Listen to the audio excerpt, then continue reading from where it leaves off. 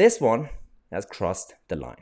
Now, the UK government are now ordering local authorities and councils in the United Kingdom to display the European Union flag as a condition of receiving money from Brussels. Now, this is quite interesting because part of the rhetoric, the populist Brexit rhetoric of Boris Johnson's government was supposed to be about independent and sovereign United Kingdom. Not only they are still receiving money from Brussels, which means, of course, there comes with conditions.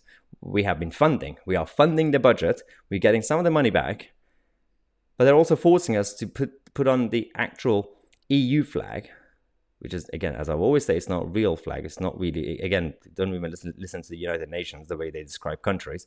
But they tell us that we have to use the European Union flag on top of the public buildings just so that we could receive their money. Firstly, why do we need the European Union money? Why can't we actually deal as a so-called independent and sovereign country, deal with our own affairs economically, financially, just like any other normal country? Maybe Canada, maybe United States of America, Mexico, any other country out there who's just an independent country have to deal with their own issues themselves. And of course, if they have to borrow money, which is against my philosophy, but if you have to do it, then you do it internationally, whether it's international banks or if you want to print money, you print money. Not advocating for it. But don't go to Brussels, beg for money, join their program. The same people who have done this in Whitehall, in Westminster, are the same people who about a year ago came back and gloated about the fact that the UK did not join the vaccine scheme in Brussels, saying that we did not join their scheme because we are an independent country now. Brexit has happened. We don't need the European Union and their support. Well, somehow, apparently we do need it. Not only that, we're going to use it and we're going to put the flag on top of our public buildings. Now, this is a requirement. As you can see, it's a requirement from Brussels to put all these flags on top of the official public buildings. And it's interesting because the money that they're giving is, of course, calculated. But, for example, places like Birmingham will receive £1 million. I mean, if you look at all the different areas that we have, all the local authorities, especially bigger cities, of course, they get more money. Put them all together, it's not big money. So it's not like we're getting trillions of pounds and say, oh, it's worth it, guys. It's worth it. They've given us trillions of pounds and we have to be grateful and we just have to do what they say. This is coming at the same time when we can't even control our own borders. We can't even come up with an agreement, a simple agreement with the French authorities on this issue. Not only that, they came back, the government, told us this happy news that we have agreed with the French government.